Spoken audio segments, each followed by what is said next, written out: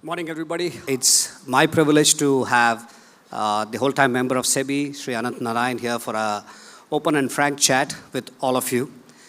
Uh, in many ways, Ananth, as a nation, we sort of leapfrog from fixed-line phones to mobile phones. Similarly, while the private equity industry in other parts of the world was anchored by institutional investor, our industry, which has grown to a significant size today, insofar as domestic investors are concerned, have actually got a majority participation from non-institutional investors. Obviously, as a regulator, that poses a number of interesting questions and challenges. And the industry, of course, has been responding to a flurry of new notifications, consultations, etc. From your perspective, the recent regulatory changes, etc., that has been brought about for the betterment of the industry is also throwing up interesting data points for you. I know it's early days, but I would like you to share some early insights that you're getting from the data that you're seeing, because this was not an industry that a lot of data was easily available, but now with all the changes, I guess you're getting to see the first signs of that. So maybe you can share that with all of us here. Yeah, sure. Thanks, Shri, and thanks, IVCA, for arranging this. I think it's fitting that we have this, after that lovely, invigorating talk, we have a bit of a dampener with the regulator sitting out here. Look, I think it's been an amazing journey so far for you folks, so more power to you. You would have seen the December data of the AIF industry that's been put out on the SEBI website. The commitments now have reached 10.8 lakh crores, that's 10.8 trillion. This has been, I think, a 44% increase year on year on the total size of the commitment. So for all of funding winter and all of that, we are still going great guns as far as the AIF commitments are concerned. Actual investments have touched 4 lakh crores, and that's again shown a 35% compounded annual growth rate over the last 5 years.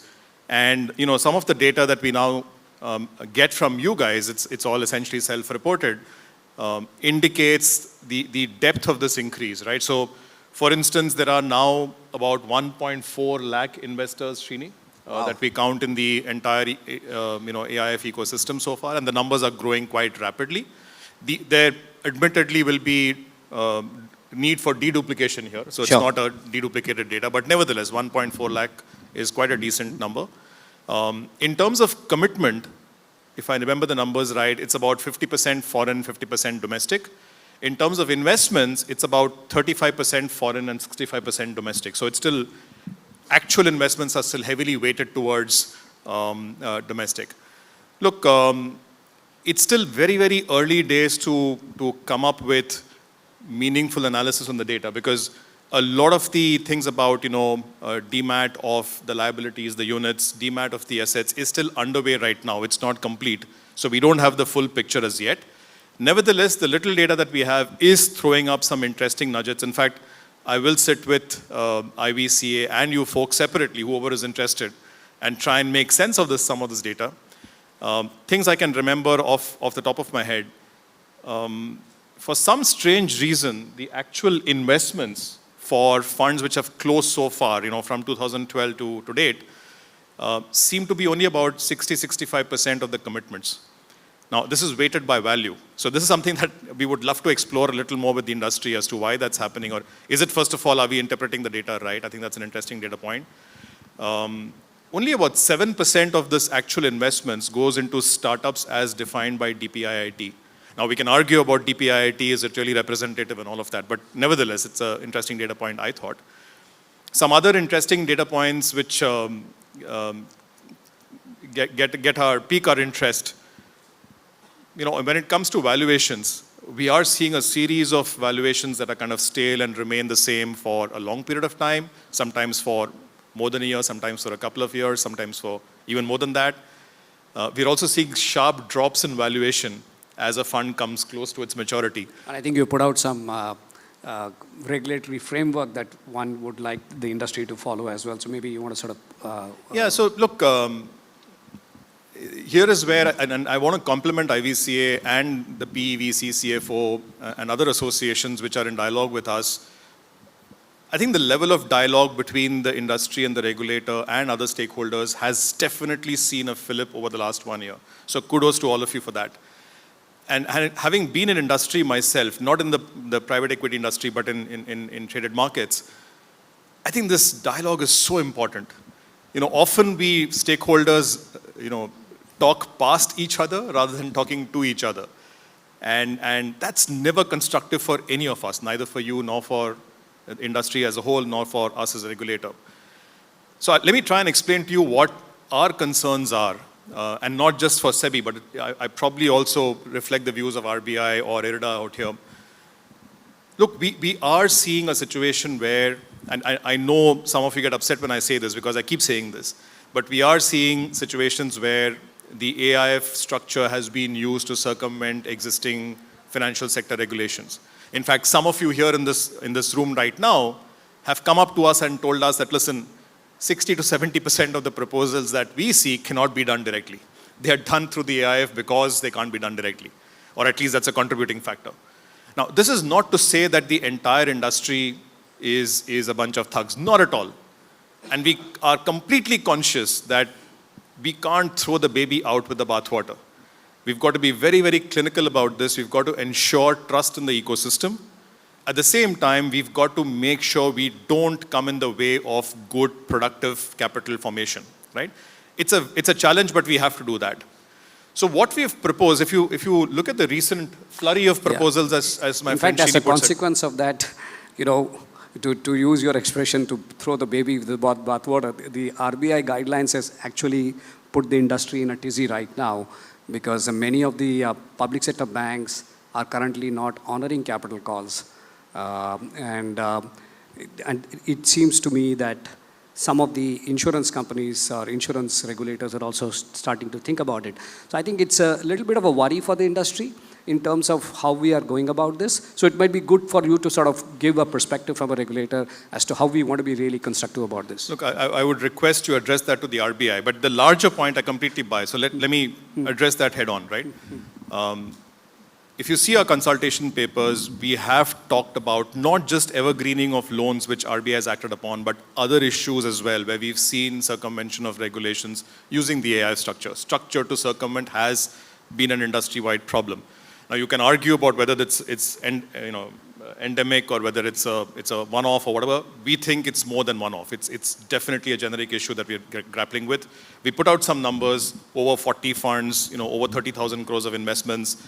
The numbers are actually far higher than that. What we put out in the consultation is a conservative number. Now, that said, what's the way forward out here? The way forward is, as I exactly said before, we want to ensure, in collaboration with the industry, that these regulatory concerns are addressed. And you've got to help us on this. Talk to us, explain to us. We aren't necessarily the experts when it comes to private equity, but explain this to us and explain to us how this can be done best. At the same time, we've got to ensure that we make life for the genuine GP, LP, manager, etc., as investment friendly as possible. That's a genuine twofold objective for us. So if you see some of the consultation papers that we've come out with, which we will take to the board shortly. For instance, one of the issues that we heard from you was this liquidation scheme having to move to a new fund is very onerous. So we are doing away with it. We are proposing that, you can continue with existing funds, but we will have checks and balances to ensure that our concerns around valuation, kicking the can down the road, performance of the manager, all of that is taken care of. So we'll find a way out without necessarily requiring a new liquidation scheme. Similarly, we've heard the representations about the need for AIFs to sometimes pledge their equity holdings particularly in infrastructure companies, because project finance depends upon such pledges. We can argue whether it's required or not, but that's the way the market works. So we are going to do it. We are going to go out with a proposal to the board where pledge of investments, AIF investments into infrastructure SPVs will be allowed for raising debt in that particular SPV. Similarly, we've tried to improve the ease of doing business as far as accredited investors is concerned. I wish you would talk about it more, because it's genuinely been eased up right now, the process of getting an accredited investor certification. There's more. SSF is coming out as well, the Special Situations Fund. That's again going to be a big fillip, and we worked with the RBI to bring this out. So that's as far as the easing is concerned. Now, what have we proposed in terms of addressing the regulatory issues? And by the way, the two go together. You don't get this easing unless you have this regulatory concerns taken care of. What we've proposed is a code of conduct or a general obligation, which is that the AIF, the fund manager, the KMPs, the key management personnel of the AIF and the fund managers will not use the AIF to circumvent extend financial sector regulations. Now, I know this sounds scary because this is a general, motherhood, principle-based regulation. How the hell do you interpret that? And by the way, it scares us as much as it scares you, because anything which is so principle-based, we know from our own experience in SAT doesn't work. It's very, very difficult to actually enforce that. More importantly, if something was to go wrong, we would be held equally responsible, saying, you had this powers, what on earth were you doing, disregarding this particular general obligation which is there. So we are not leaving it as a principle-based regulation. We are actually breaking this down into a very prescriptive regulation for the good of you and for the good of us.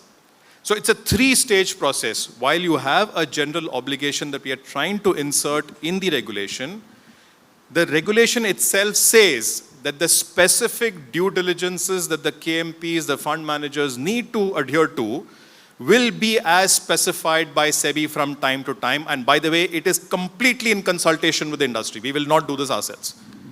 The second stage after this regulation is brought in that we propose to bring in is that we will come out with a framework where we specify which regulation is it that we are trying to prevent the circumvention of. It could be evergreening, it could be FEMA, it could be QIB, it could be SARFACI, it could be IBC, whatever. We will specify what it is specifically that we are trying to address.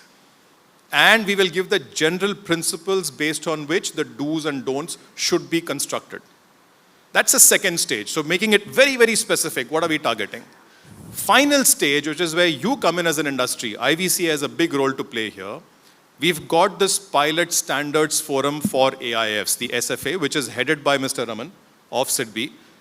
What we are saying is, you guys at the SFA, the standards forum for AIFs, tell us what are the do's and don'ts that the AIFs, the managers, the KMPs can kind of come up with to show adherence to both the framework as well as the regulation. Ananth, can I just interject here? I think all of what you said and the intent is absolutely understood by the industry. I think there is a feeling that to put a framework of this nature, to think about all the, attendant consequences of that is going to be very hard. So I think the industry is currently quite, I would say, skeptical about this, and there is a concern amongst the industry members how we will actually put it in words. As we briefly discussed, once you put something in a letter of the law or some framework, it is, you and I will come and go, but tomorrow the interpretation will be on the words that are there, and that's what the industry is very, very concerned about. While everybody understands that there is a need to make sure that the black sheep in the industry should pay a price for what they have done or what they intend to do. But we would like to frame regulations to get the broader industry to move forward and the black sheep to get punished. And on evergreening, for example, the beneficiaries were few systematically important NBFCs. And the NBFCs, I know that they are not under your regulatory this thing, they are not yet punished. Whereas the industry is being put on the dock for what they seem to have been seen as hand in glove. I think there is a certain degree of trepidation. I just wanted to share that with you. No, as well. That's useful, and we've had this discussion before, including with IVC. Let me emphasize this. And here is where my request to the industry goes out straight away. You have to be constructive. You understand what our concerns are. Either you give us an alternative that works, or you explain to us how you tweak the proposal that we have to make it work for you. If you're going to be a baby and say, this doesn't work and life is unfair to me, we won't make progress. Neither will you, nor will I. Now, I'll tell you what we are doing basis the feedback that we've got. First of all, the regulation itself, rather than what came out in the consultation paper, we're going to tweak that in such a manner, there will be no ambiguity at all that this is very, very specific in terms of do's and don'ts, and it's very specific in terms of which regulations are sought to be circumvented. So for instance, if we have not specified in the framework and the do's and don'ts that a particular regulation is sought to be, ring-fenced, and if there's a circumvention of that regulation, vicariously, nobody is going to be penalized for it. So we're going to make it very, very clear at the regulatory stage itself that it's very, very specific.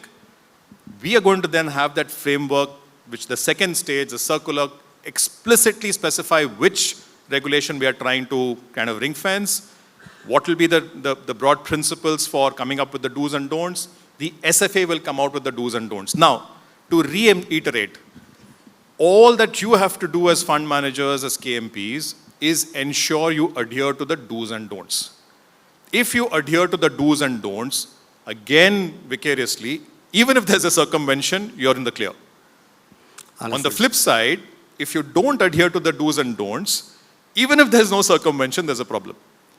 But the beauty is, these do's and don'ts will be decided by IVCA, by the Standards Forum of our AIFs, in consultation with us. By the way, further to what we discussed the last time around, I believe the SFA has already got a couple of draft do's and don'ts for, I think, QIBs and for one more particular regulation circumvention that we've got in mind. Now, think of it this way, Shrini. The approach, please see the totality of the approach that SEBI is trying to bring about. And please appreciate what we are doing. We are not throwing a tantrum saying you guys are a bunch of thugs. We are saying there is a problem with a certain section of industry. At the same time, we are saying there's a lot we know we can do to get out of the way, if not to make life easier for you. Okay? So, as I said, please look at the fact that we are allowing pledge of equity for infrastructure. We are allowing, SSFs. We are allowing. We're not doing you a favor, but we're genuinely doing what we can to improve ease of doing business for you. We are doing away with the requirement for a liquidation scheme. We will allow continuation. By the way, once this is done, the next thing we will work on is allowing junior tranches as well. Once you have the code of conduct in place, we know we are throwing the baby out with the bathwater when we are saying don't do any junior tranches. Of course, there are legitimate reasons for doing junior tranches. But once we know it's not going to be misused. And you know that better being a credit market guy in the past. So the point is, we will try and understand what we are doing here. Don't look at only one part of what we are doing and say, oh my God, this is a problem. Even that, by the way, we are trying to make it as industry friendly as possible. Look at the totality of what we are proposing at a time like this, when we are saying there's a problem in certain sections of the industry. Last bit, Shrini, another area which we are quietly working on, which we haven't discussed enough. We've often had criticism, and rightly so, that we take enormous amount of times to approve AIF, applications and for fund approvals, etc. So December 2022, I don't remember the exact numbers. It was about 55 odd applications for funds and for schemes that were pending beyond 3 months. Some of them for beyond 6 months. Okay. As of today, there is not a single application pending beyond 3 months. There is not a single application pending beyond 2 months. As of March end, we will ensure there is not a single application pending beyond 1 month. That's our commitment to you. Okay? So understand that our job is to support capital formation. We are not a go with a stick and beat up everybody you can find regulator. Okay? Understand what we are going through. As I said, talk to us. Now, it's possible we are talking past you, you're talking past us, in which case, walk across, have a chat, explain to us, or give us better alternatives. But if you come across as, oh, this doesn't work, I can tell you, having been in industry for 25 years, you can get a bit of relief by going to the whole world and saying, oh, this doesn't work, the whole world is against us. It doesn't work in the long run. Be constructive. No, absolutely. Ananth, I think, first of all, very, very, very candid views. Thank you for giving those views. We're going to be running short of time, but I do have one question to ask you. By virtue of lack of any other form of regulations in the country, the only form of collective investment management that we could do was under the AIF regulation, and therefore, over the last 10 years, the industry has sort of organized itself to do so many different strategies. You mentioned special situation, there's real estate, there is credit, there is private credit, there is venture debt. all kinds of this thing. So obviously it makes the regulator's job pretty complex because people are trying a lot of different things. Many of them will be skating on thin ice at various points in time.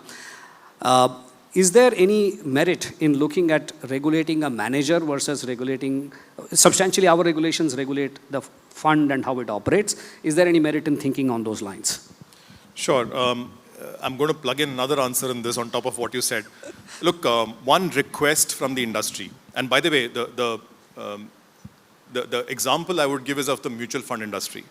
The relationship between SEBI and the mutual fund industry a few years back, well before my time, was not that great. It was somewhat adversarial. Today, it's in SEBI itself, it's considered to be a paragon of what needs to be the ideal relationship between the regulator and the regulated. Okay? And one of the reasons why that's worked very well is you've had AMFI step up to the role of being it's not an SRO, but kind of a quasi-SRO when it comes to becoming a trusted advisor for the regulator, as well as being a good forum for actually having these open chats where we try and understand each other.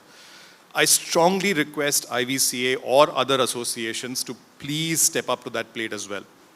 This would mean you actually start doing some self-regulation of your own, because you understand this industry far better than we do. That's a reality. You know, I've used this metaphor before, but we'll be like the Bollywood police coming after the whole entire climax is over, you know, and coming and firing in the air. You guys know what's happening on the ground. Teach us, tell us, and become a trusted advisor. All the stuff that I told you about circumventions, we heard and we learned about through our own inspections rather than intelligence from you. Let that not be the future going forward. You tell us what, if on a no-knowing basis. On this point about, you know, I'm sorry to duck your question on manager versus fund, absolutely worth exploring. In fact, we discussed this at the last time when we met up with IVCA. I think if I can be very candid,